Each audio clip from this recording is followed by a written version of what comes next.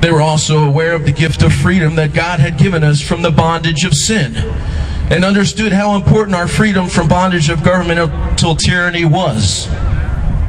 As stated in the Declaration of Independence, we hold these truths to be self-evident that all men are created equal, and that they are endowed by their Creator with certain unalienable rights. Among these are, say them with me, life, liberty, and the pursuit of happiness. You all know this very well. What are we doing about it? All right. In 1776, our founding fathers deemed it necessary to establish a new form of government. Why? Because they were enslaved by the bondage of British tyranny. Our founding fathers knew their rights and knew that these rights were being taken away from them. Patiently, they communicated their concerns with the King of Great Britain, who only turned a deaf ear to them. Sound familiar? Yeah. As read in the Declaration of Independence, in every stage of these oppressions, we have petitioned for redress in the most humble terms. Humble. Our repeated petitions have been answered only by repeated injury.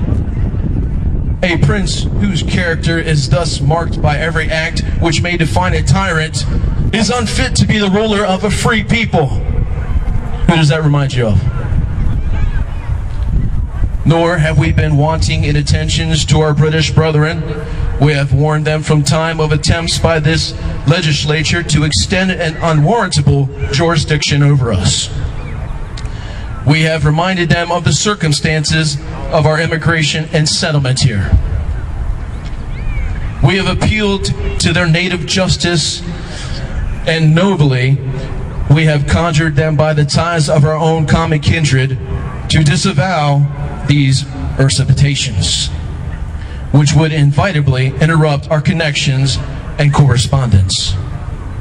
They too have been deaf to the voice of justice.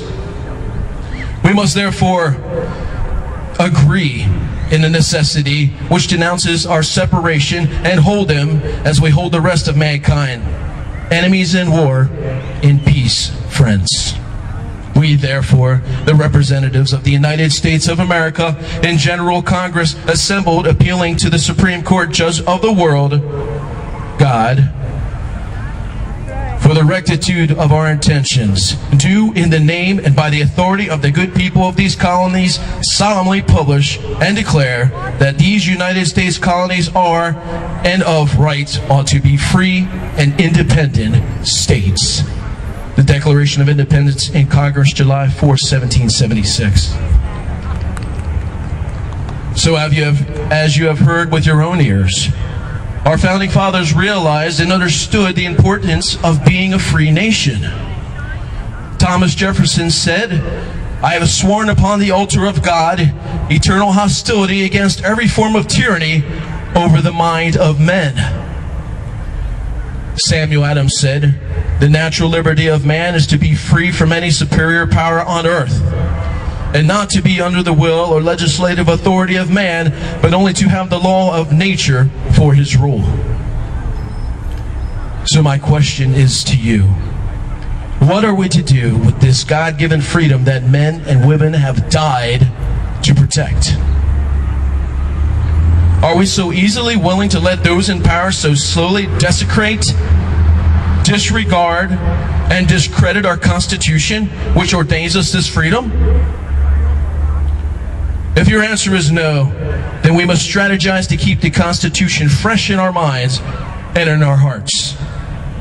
Samuel Adams said, "It does not require a majority to prevail, but rather an irate, tireless minority, keen to set brush fires in people's minds." I say that the sleeping giant has been asleep too long. Let us therefore arise from our slumber, and stand therefore having our loins girt about with truth, and having on the breastplate of righteousness, and your feet shod with the preparation of the gospel of peace. Above all, taking the shield of faith, wherewith ye shall be able to quench all the fiery darts of the wicked, and take the helmet of salvation, and the sword of the Spirit, which is the Word of God. Thank you so much, and God bless America.